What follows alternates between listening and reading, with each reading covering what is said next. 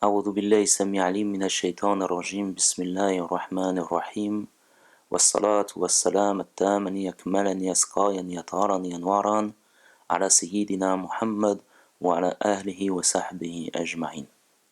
Assalamu alaikum wa rahmatullah wa barakatuh.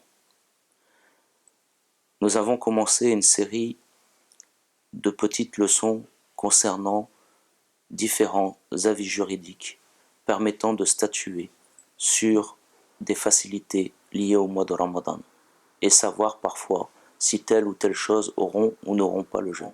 Nous allons et nous vous proposons dans les jours à venir d'aborder des notions plus essentielles, à savoir l'objectif du jeûne du mois de Ramadan et le programme qu'Allah Azza wa Jal au travers du prophète Muhammad sallallahu alayhi nous indique durant ce mois béni.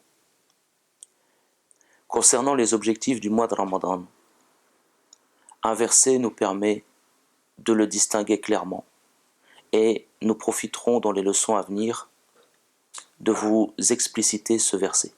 Pour le moment, nous allons simplement vous le citer, vous en donner une traduction. Dans la sourate Al-Baqarah, Allah Azza wa Jal dit Kutiba alaykum as-siyam kama kutiba allazina min qablikum la'allakum tattaqun. Sadaqallahu al-azim. Ce qui veut dire nous vous avons prescrit le jeûne comme nous avons prescrit le jeûne à ceux qui étaient avant vous. Peut-être atteindrez-vous la piété. Ici, la'allakum en arabe, bien qu'il amène et qui traduit généralement par peut-être comme je viens de le faire, amène une notion presque de certitude, c'est-à-dire de par le jeûne est un outil qui sûrement permet aux croyants d'atteindre la piété, la taqwa. Donc l'objectif du mois de Ramadan est d'atteindre le taqwa. La taqwa est un état chez le musulman qui le rend tellement conscient de la présence d'Allah, qui le lie tellement fortement dans son amour à Allah Azza wa Jal, qu'il craint de ne pas le satisfaire et que donc par conséquent, il fait tout ce qui peut amener sa satisfaction et lui plaire. Ainsi, il s'éloigne de tous les actes blâmables et illicites et il se rapproche par amour et par envie de satisfaire Allah qui devient son bien-aimé. Il s'approche de tous les actes licites, les actes bons, les actes surérogatoires, jusqu'à ce que Allah l'aime conformément au hadith Qudsi, rapporté par l'imam Bukhari et l'imam Muslim. Venons maintenant dans le propos que nous voulons développer avec vous dans les jours à venir. Il nous semble qu'un hadith permet aux musulmans de clairement définir son programme durant le mois de Ramadan par rapport à l'objectif du verset précédemment cité. Ce hadith est rapporté par l'imam Bukhari, l'imam Muslim et l'imam Bayhaqi. C'est un hadith sahih dans lequel le prophète sallallahu alayhi dit c'est le mois de la patience et la récompense de la patience est le paradis. C'est le mois du don. C'est un mois dans lequel les ressources du croyant augmentent. C'est un mois dont le début est miséricorde, dont le milieu est pardon et dont la fin est un affranchissement du feu de l'enfer. Dont le début est miséricorde, rahma, dont le milieu est pardon et dont la fin est un affranchissement du feu de l'enfer. Nous allons maintenant développer quelques aspects de ce hadith. Ce hadith nous dit que ce mois est le mois de la patience et la récompense de la patience est le paradis. C'est le prophète Muhammad sallallahu alayhi qui nous parle et qui voit dans ce mois un mois de patience. Quand on interroge les musulmans et qu'on leur demande comment ça se passe le jeûne pour eux, et en France nous avons beaucoup d'interactions avec les non-musulmans, souvent, durant le mois de Ramadan, quand nous annonçons que nous jeûnons, les non-musulmans nous regardent avec étonnement, avec des grands yeux, en nous disant « Ah, jamais moi j'arriverai à faire ça. Du matin jusqu'au soir, sans manger, sans boire, mais comment tu fais? C'est impossible pour moi. Impossible, c'est trop dur. » Et que répondent les musulmans généralement? Au bout de quelques jours de jeûne, que répondent-ils? Par la grâce d'Allah, cela fait 23 ans que je suis converti. Cela fait 23 ans que je fais le jeûne. J'ai connu la période hivernale, la période printanière, Et je m'avance peu à peu, et j'espère qu'elle finira bientôt, Inch'Allah, sur la période estivale. Quelle notion nous avons à chaque fois? À ces réponses-là, à chaque fois les musulmans répondent par non, c'est pas très difficile. Non, ça va, je m'en sors bien. Non, mais au bout de quelques jours, c'est bon. Donc cela veut dire que nous, musulmans communs, excusez-moi, nous, musulmans liés peut-être à notre religion, mais à un niveau spirituel beaucoup moins grand que celui du prophète, avec une capacité beaucoup moins grande à l'endurance que celle du prophète, nous disons au bout de quelques jours, non, ce n'est pas difficile. Autrement dit, je n'ai pas à patienter. Asbiro en arabe, cela signifie je fais un effort fort sur moi pour me contenir, parce qu'une chose difficile m'atteint. Et j'essaye, par une tolérance intérieure qu'est la patience, d'amortir ce qui arrive vers moi. Au bout de quelques jours de jeûne, nous disons, ça va. Donc lorsque le prophète Mohammed dit c'est le mois de la patience, et la récompense de la patience est le paradis, peut-être il serait bien d'aller voir un petit peu plus loin que le fait que la patience est liée au fait que nous cessons de manger, de boire et d'avoir des relations intimes avec notre conjoint. Et peut-être il faudrait se dire aussi que si notre patience au bout de quelques jours n'est pas entamée par ce jeûne, alors est-ce que la patience de Sidna Mohammed était entamée par ce jeûne? Comment pourrions-nous considérer que notre prophète avait à patienter durement, Yasbiru, sur des choses où nous n'avons pas à patienter? Celui qui pense cela, que dit-il en réalité? Il dit que son niveau de patience est au-dessus de celui du prophète, sallallahu alayhi wa sallam. Il dit que sa capacité à endurer est au-dessus de celle du prophète, sallallahu alayhi wa sallam. Or, le musulman n'a pas cette relation avec son prophète, car il pense que le prophète, sallallahu alayhi wa sallam, est al-kamil, c'est-à-dire le parfait.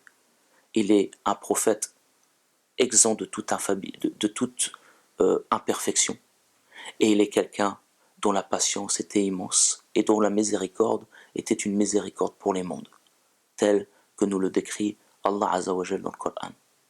Donc frappons à la porte du Coran pour justement demander à Allah Azza wa Jal qu'est-ce que la patience, ya Allah, pour Sidna Muhammad sallallahu alayhi wa sallam. Et le Coran de nous répondre par la parole d'Allah Azza wa Jal qu'une fois il a interpellé le prophète sallallahu alayhi wa sallam en lui disant fais preuve de patience. Une fois. Donc là, nous avons une indication sur ce qu'était la notion de patience pour le prophète sallallahu alayhi wa sallam, étant donné qu'Allah l'interpelle là-dessus. Wasbir nafsak ma'al lazina, c'est-à-dire, c'est dans la sourate La Caverne, et patiente sur ton âme, patiente sur ton nafs, en restant avec ceux qui invoquent Allah le matin et le soir, ne désirant en cela que la face d'Allah. Et que ton regard ne se détourne pas d'eux, pour le faux brillant de ce monde matériel. Et n'obéis pas à celui qui est inattentif au zikr d'Allah. Ici, ce verset est tout d'abord destiné à Sidna Muhammad sallallahu alayhi wa sallam. Puis il est devenu un verset à portée générale où Allah s'adresse aussi à nous.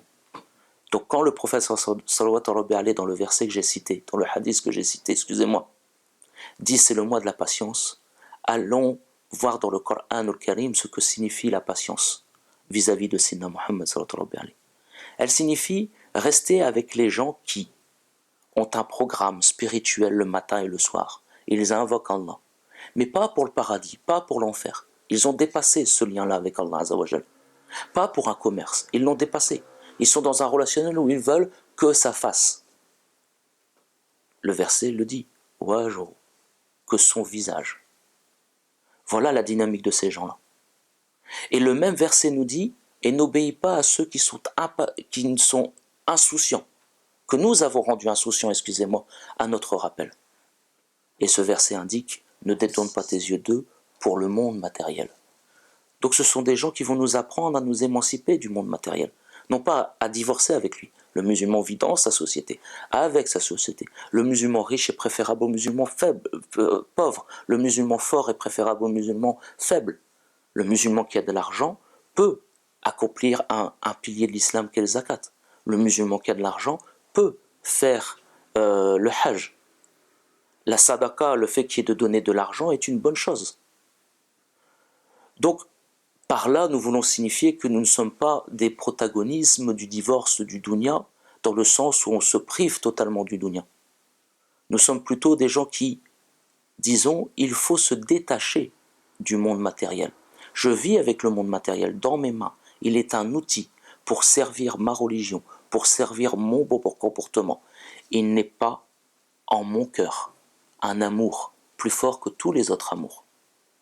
Donc le prophète sallallahu alayhi wa sallam nous dit c'est le mois de la patience et la récompense de la patience c'est le paradis. À nous de réfléchir là-dessus quand nous voyons que le prophète sallallahu alayhi wa sallam a été interpellé au niveau de la patience par fais preuve de patience et reste avec ceux qui invoquent Allah le matin et le soir. Revenons au début de notre leçon. La'allakum tattaqun, afin que vous atteigniez la piété. Nous voyons au travers de ce début du hadith que le mois de Ramadan nous aide à atteindre la piété en nous demandant de patienter. De patienter sur notre comportement, de patienter sur notre spiritualité. Ne pas s'attarder simplement au fait d'arrêter de boire et de manger, mais d'aller un peu plus loin. Certains sahaba disaient, celui qui cesse de boire et de manger, qu'il cesse de nourrir son œil, qu'il cesse de nourrir son oreille, qu'il cesse de nourrir sa main. C'est-à-dire qu'il cesse avec son corps d'agir vers le mal et qu'il commence à agir vers le bien. Le jeûne est une notion qui veut dire s'abstenir de. Ainsi, celui qui veut jeûner le mois de Ramadan dans sa réalité et son objectif va s'abstenir de tout ce qui ne le rapproche pas de Dieu. Et donc, va aller vers tout ce qui le rapproche de Dieu. Et effectivement, quand Allah Azzawajal dit et fait preuve de patience en restant avec ceux qui l'invoquent le matin et le soir, ne désirant cela que son visage, et que ton regard ne se détourne pas d'eux pour le faux brillant de ce monde matériel, et n'obéis pas à celui que nous avons rendu inattentif, insouciant à notre rappel. Ici, une indication claire, qui est d'aller vers la compagnie des personnes qui, entre guillemets, nous subliment dans notre attitude comportementale et spirituelle. Inch'Allah, je continuerai mes propos sur ce hadith dans les jours qui suivent, car il est réellement une mise en place d'un programme pour le musulman. Wallahu alam wa astaghfirullah, subhanakallahumma bihamdik, ashhadu an la ilaha illa ant, astaghfiruka wa atubu ilayk, subhana rabbika rabbil izzati amma yasifun, wa salam ala al-mursalin, walhamdulillahi rabbil alamin, amin, amin.